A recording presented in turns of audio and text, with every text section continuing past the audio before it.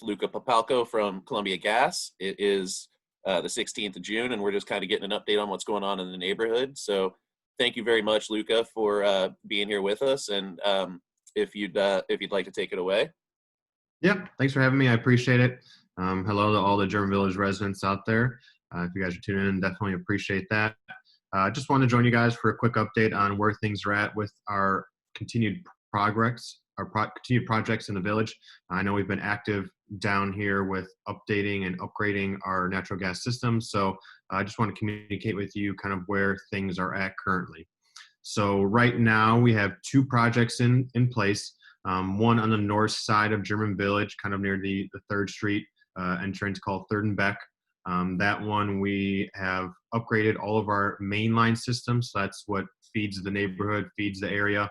And we are currently working on installing service lines that run to each and every property, whether it be home or business. And that's where we're at on that one. Similar to that, we have another project down on the south side near Schiller Park, which we've been at for quite some time now. Similar to that, where we've upgraded all of the mainline system that feeds the neighborhood and are focused solely on the service lines which feed each individual home or property. Now I know for that one has been a bit of a longer process than we had hoped for. So I've heard from a lot of residents definitely understand it as far as the condition of our temporary restoration. Know that we will be back. I promise that. I know it may not seem like that, but at least for the Reinhardt and 3rd one, when we started that, we started upgrading and doing our typical project. Then we paused like we usually do for the winter break, kind of during the months when it's a little bit too cold to work. And then we kicked back off beginning of the year and shortly had to shut down thereafter with the COVID pandemic and not being able to do work for several months at a time. So unfortunately, that kind of elongated our typical process, which also pushed out a lot of our temporary restoration that we had in there where we were doing work that had that, in the village for a lot longer than we had anticipated and hoped for. I live down here, so I see the condition of it, and I know it's very frustrating considering the historic nature and charm of the village. We take our roles as partners in preservation very seriously, so definitely not lost upon me just the frustration of seeing, whether it be that black backfill and sidewalks or in any other areas. So definitely understand that, but know that the temporary restoration was there until we're completely done in the area as far as needing underground access to all utilities to finish our project. So as soon as we're out of the area, we come back in, we'll pour down new concrete panels if there's sidewalk there previously, relay the brick if that's what was there. But we restored to what the condition was before. Like I said, just unfortunately for that Reinhardt and 3rd one, it's just been a bit longer with the winter pause and then obviously the COVID pandemic. But our crews are back on site working on that, so we're hoping to get that wrapped up. That project there's a lot of customers we have to get to. I think about 300 or so. We can get down in about 1 or 2 service lines per day, just with the nature of the village. A little bit harder to get work done down there, but they're down there getting work done. So kind of a roundabout timeline of things. But once we're done in the area, your particular area, like I said, we'll start doing that permanent restoration there. If there's any questions on 3rd and Beck projects up north of German Village or down south on the Reinhardt and 3rd one, you have my name, my number. If not, reach out to German Village Society. They'd be happy to provide it. More than happy to help however I can. Questions, concerns, whatever it may be, progress updates, just give me a call. I'm more than happy to help and work with you guys on that. Definitely want to be a line of communication for anything that you guys may need. And so moving forward, kind of what we have planned is we'll be sending out for our folks on the Reinhardt and 3rd project. We'll be sending out a one-page letter, kind of just going over what I talked about here, just about the status of that project, status of restoration, what we plan on doing, just letting you know that, we will be coming back and completing that restoration. So you guys on that project can definitely look forward to that. Otherwise, we do have, seems like a few customers, a few residents interested in the brick conversion down in the village. So our agreement with German Village obviously is if there's a time where a resident expresses desire to switch from their concrete sidewalk panels to a brick to preserve the nature of the village, we're willing to chip in and help out with that. I think we've only had one previously on several of our projects since the German Village agreement, but it looks like we might have 2 or 3 interested project. So definitely looking forward to that and getting that going. Otherwise, like I said, however I can be a resource for you guys, definitely want to be that for you, and just know that we understand the concerns, we understand the complaints. It's not lost on us. We take our role very seriously, and as soon as we're able to finish this as quickly as we can do it and as safely as we can do it, we'll be out there completing that and getting the restoration done. So with that, reach out with any questions, and I'll be happy to take any here that we have. Expect both of those projects to be completed this year. That's the plan. Yep. Is there any plan to start another project this year? Nope, we do not have any other projects for German Village for this year. Next year, there may be. I know we still have some work to do in the village. We're not completely done yet. But as far as 2021 projects, we haven't been given any indication on those just yet. Okay. Would it be possible, and maybe it could go to neighbors, I don't know, Andrew, but I guess just a map, for lack of a better way to put it, that perhaps is color coded that shows which areas are finished already, which will be finished this year, and then it will show obviously what remains to be done. That relates to German Village. Not anything very complicated, just a very simple thing. Yeah, we can definitely work on that. I can get with our engineering team and see if they're able to provide kind of an overview of areas of where we completed the work, like you said, and areas of where my work still might occur.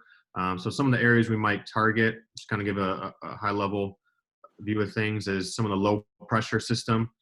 So older system, bare steel, cast iron, things that have been in place for decades now.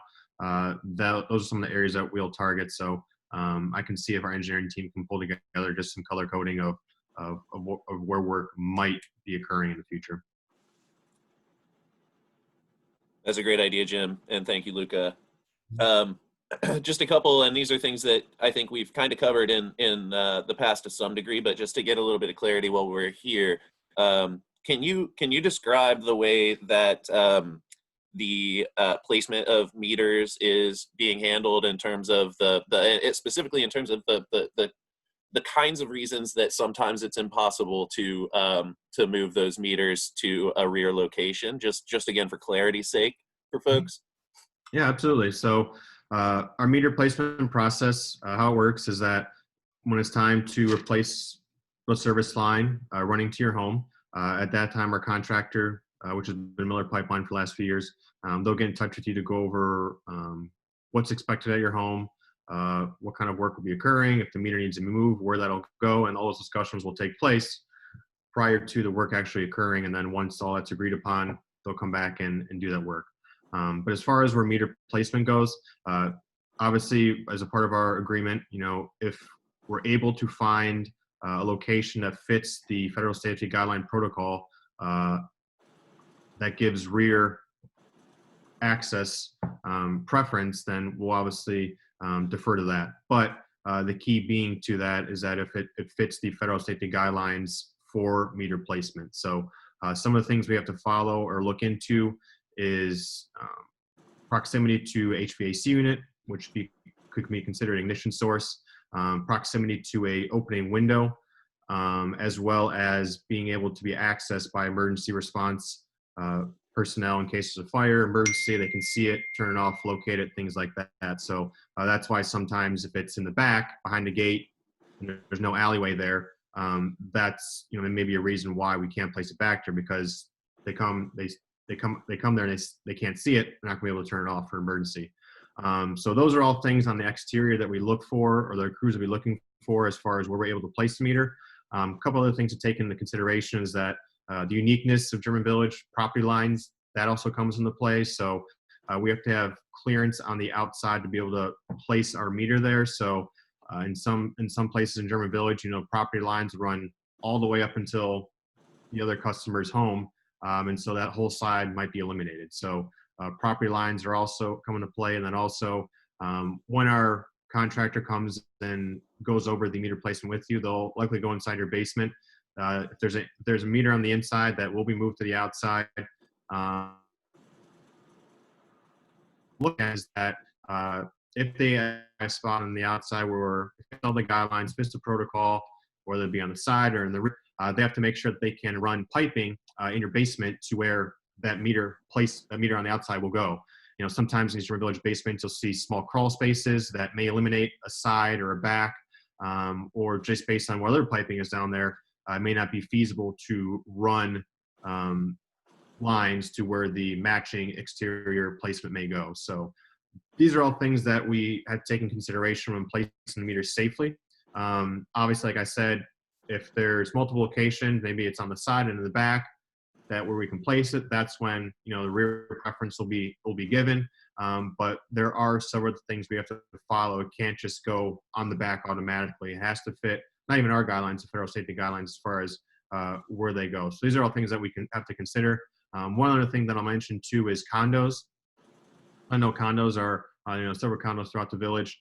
One of the other things you have to be cognizant of condos is running lines through others' basements. So, say you have sandwich condo where you may have condo owners on each end where they have a little bit more access area to back, side, front, whereas those kind of sandwiched in the middle may be a little bit more limited because you really only have the back and the front, and they may not have access to the sides because of running piping through someone else's property technically. So that's another consideration that would come into play for condos or sandwich units in that case. So something else to consider. But if there's any questions about that, again, contact me, get in touch. But those are all things that we have to go through and walk through when we're looking at meter placement in the village. And then one other thing I'll mention as well, within that, we understand the preservation and we'll be painting meters as well. So you may see throughout different projects, typically it'll be kind of a light gray color that we do meters in.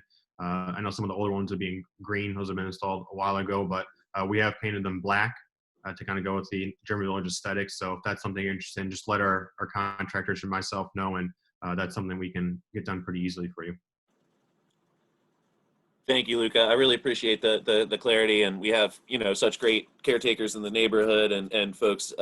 It's important to know as you walk around that that the spirit of the agreement is being honored. But there are some times that it's just not feasible, and that's for safety's sake. And I just really appreciate you providing that clarity and those details.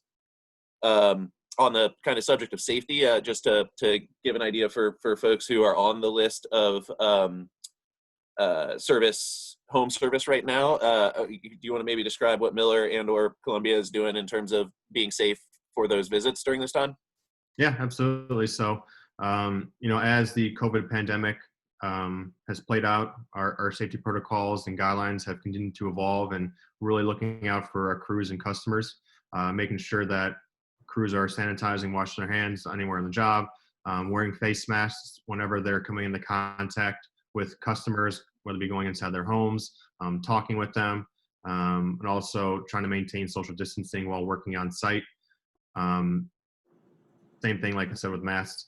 So really just being cognizant of that. If there's any issues with that, if I know people are home more often now, are kind of, seeing what's going on in the neighborhood. If there's any issues with, you see crews out there that may not be following that, let me know, let us know, because we do take our safety very seriously, and we want our customers to be comfortable with the work that we're doing inside and outside of their homes. Our contractors are ultimately a representation of us, and so we want to make sure that they are following the protocol and policies that are in place. And so if there's any concerns about that, let us know. But sanitizing, distancing, masks, anything you're seeing out there right now are all things that we're instructing our crews and contractors to do. So we want you to be comfortable, and please let me know if there's anything that you are uncomfortable with. And along those lines, if there's crews that are coming to your home doing service line work and they aren't following those, hopefully they are. But if they aren't for some reason, you can refuse service. You are able to say, hey, I don't feel comfortable with you coming into my home without a mask on. Either put a mask on or come back later. You are able to say that. So we don't want to make it seem like we have to get in there to do service without the proper safety protocol. We want you to be comfortable and safe doing so. So hopefully they are following that. But if they aren't, you are able to say come back later, or take the necessary precautions to do so.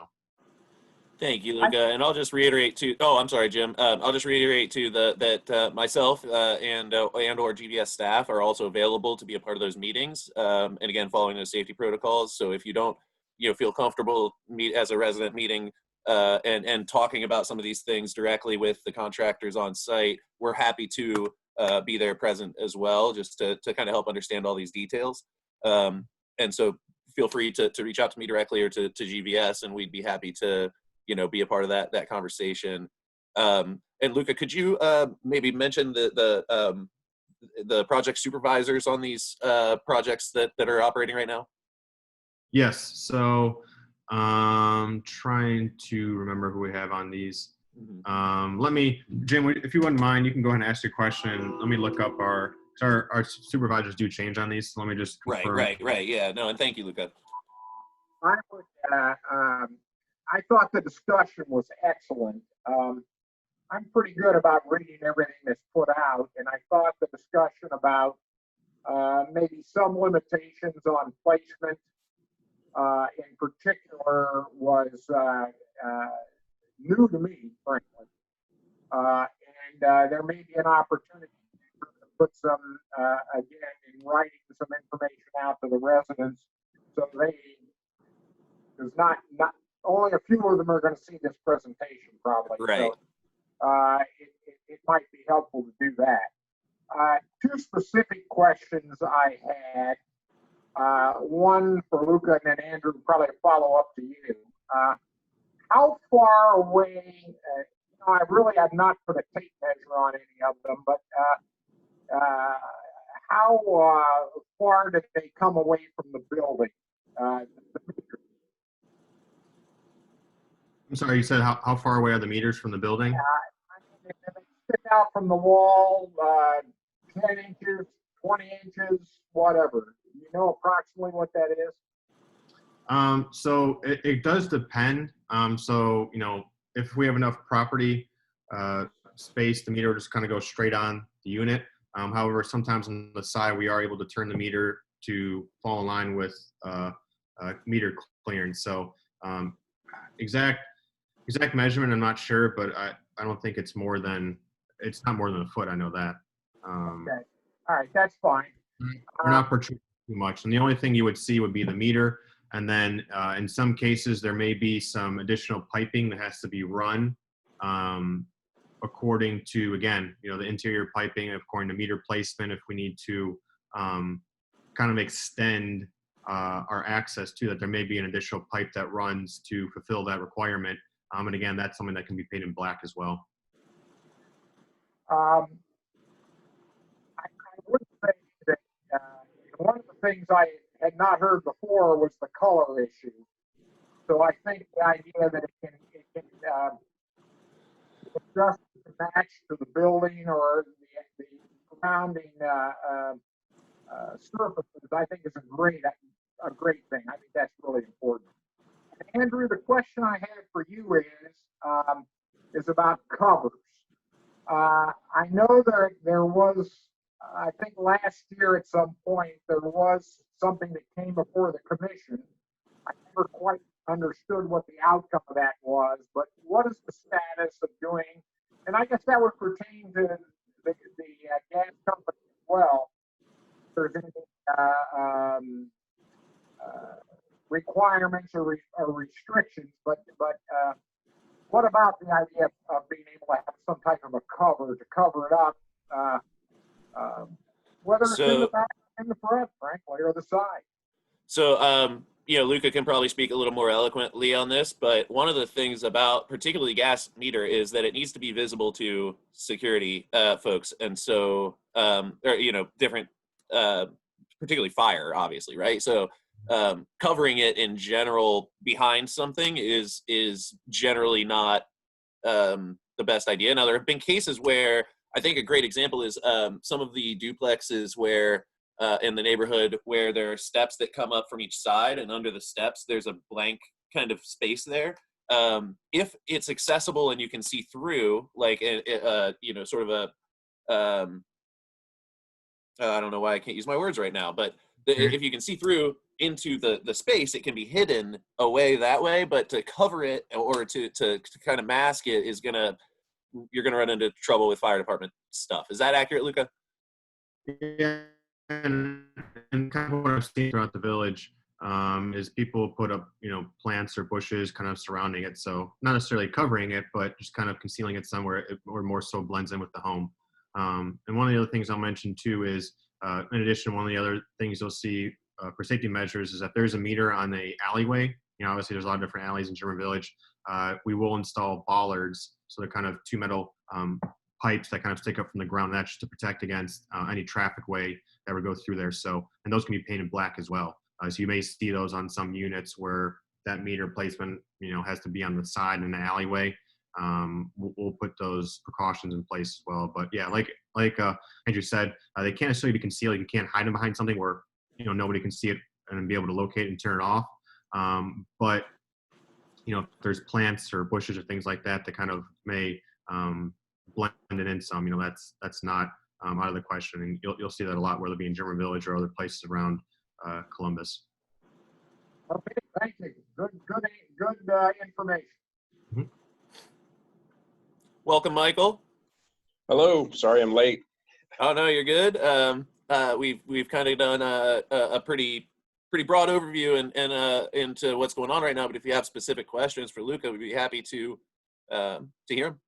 Sure. I have a double down there in German Village, and it's on an alleyway. I'm just concerned about the placement of the meters and what kind of consultation will be had with us, even though we may not live there, but we own the property. Yeah. What'll happen is that if this is standard for any consultation, is that we'll attempt to contact whoever's there during the day, if it's a resident, whomever. And at that point, the resident can say, hey, I don't own this property. Here's my landlord's contact. Or if they're not there, we'll leave a door hanger saying, hey, sorry we missed you, but here's a number to call us to go ahead and set up this consultation. So those are the steps we typically take. But if you're concerned that they may not happen or your residents may not relay that information to you, just contact me and I'd be happy to set that up with our project coordinator. Because a lot of the times, what our contractors will do is they'll go up to the resident and they don't necessarily know who the property owner is. They just know the resident is there and they just assume that it is the property owner because they don't have any information saying, who's the owner or not. So we do rely on that, but if there is concern, just let me know. We can easily set something up where we have our contractor reach out to you to meet on site or kind of go over any questions or concerns you might have about the property. Yeah, I mean, that's really concerning because tenants, they don't give a rat's what about anything, and they don't always relay the messages to the landlord property owner. So I'm concerned about that and would like to have my name and number on file so you guys would contact us. And I can I'll put my email here in the chat so that way you have it, and you can email me your address and contact information. We can have someone reach out to you for that. Or I'll reach out to you and I'll have our contractor reach out to you to schedule that. That would be great. And then what's your timing? For what part of the project? For moving the meters. So like I said, our crews can do about 1 to 2 service lines per day. It's kind of their speed just based on uniqueness of German Village. So it just depends on where you're at within the project. So when you provide me your address, I can get with our contractors and kind of see an expected timeline of when they plan to be on your street. Okay, terrific. And I apologize for being late and if you've already discussed that earlier. No, and that's a great question, Michael. Thank you. We do know that, with folks who are landlords or rent the properties down there, that is a complication in this whole process. So it's a very valuable question to have out there for other folks. I appreciate that, Michael. I know right now for our Reinhardt and Third project, you'll see a lot of our crews right there in City Park and Mohawk and Whittier, kind of like where Brown Bag is at, where Brewster's is at. That's kind of where our crews on the south side are at currently. And just a couple other notes that I'll mention that kind of have come to me. So one of the reasons why we do have to have access or line of sight, as they say, for our meters is as we move our meters out from the basements and to the exterior, What we're eliminating is the valve box. So before you would see they're kind of like little circular valves on the sidewalk to say gas. They would be yellow. They would be on the sidewalk.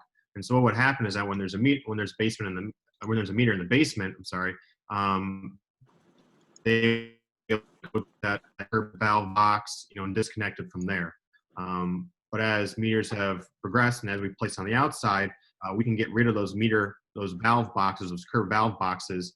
All I need to do is just go up to the meter and turn it off there, actually at the meter. So that's one of the reasons why they need a line of sight, is because there is no longer the curved valve box, and then they can just turn off the service at the meter itself. So that's why that line of sight is critical to emergency response, or just our crews in general. And then also too, as far as supervisors for each of the projects, Rick Hughes is our supervisor for the north side to 3rd and Beck project. He'll be down there for, I think, at least another month or so. Then Ron Radeball, who I'm sure many of the German Village Society and residents know very well, as he's been down there for many of our projects. He will be back on site at some point in the near future to take over for that. Yes. I'm sure they're all awesome, but Ron is our guy, so. Yes, he enjoys the village as much as residents enjoy him, or most residents, I should say. Right. And then also too, down on our South Side project, we have Brian Kimbler. He will be a Columbia Gas representative, and if you have any questions, you're more than welcome to ask them. They will be in Columbia Gas SUVs. They'll be blue and white, have Columbia Gas on them. So if you see those in the area, you'll know that's where our supervisor is at. And you can stop and ask them any questions that you may have. Otherwise, get in touch with me. Cool. And that's a great note on those valve boxes, because and those valves, when you guys are making those replacements, those valves are coming out too, right? And Yep, so I'm sure many of you, like I, have stubbed many a toe on those. So that's another kind of benefit to the public realm of all this.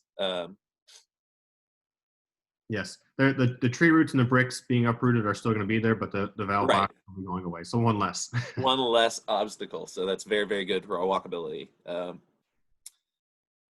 Very cool. Well, I very much appreciate your time. Jim, did you have any other questions before we let Luka go here? No, I think it was well covered. Hopefully, a lot of other villagers will watch the video, or at least see something that comes out in print as well. Yeah, thank you, Jim, and I do. I appreciate Luka and Jim, both of you guys, being willing to record this. I'm thinking this is going to be something that we do want to put out there on our social and stuff, so that folks can get this information. But again, I do think it could be valuable to have some of this stuff. I know that we've put it out there before, but to have some of this stuff in writing. So whether that's pulling up some prior documents and stuff together that both you and I have, Luka, or kind of consolidate, whatever that looks like, along with, I think, sort of an update map. Maybe you and I can sidebar about that over the next week or so and see what kind of resources we can show folks. Yep, that works. No, and I appreciate you guys having me. Like I said, please reach out to me if any of the residents are watching this, and Andrew, you're more welcome to publish my name, my number, and email on there as well. Always happy to help, always happy to listen, and do whatever I can to be a partner in preservation for the society and for the village. And if there's anything that you guys want us to put out, just let me know. We're not averse to communicating. We want to communicate. We try to communicate all important updates with you, but if there are other things that you think are important and want to know, just let me know, let the society know. We can always work on that. I like this restoration letter that we're putting out, based on the feedback I got from residents on the Reinhardt and Third project. We want to make sure we were clear and communicating with residents on that. So that was a result of feedback we've gotten from residents. So we're willing to work with you, and we're here to work with you. Yeah, and I just want to say thank you for all of the partnership. This is, what we're talking about here are major infrastructure upgrades and individual personal property. So this is going to be a complicated issue regardless, but you guys have just been fantastic partners, and as we've run into roadblocks, we've been able to work through them together, and I don't see any reason to doubt that that'll continue going forward. So I just really appreciate that. And the update and the time. So thank you very much, Luka and Columbia, and like I said, anything for the residents out there that may see this after the fact, feel free to reach out to me directly, Andrew Dodson at the Society.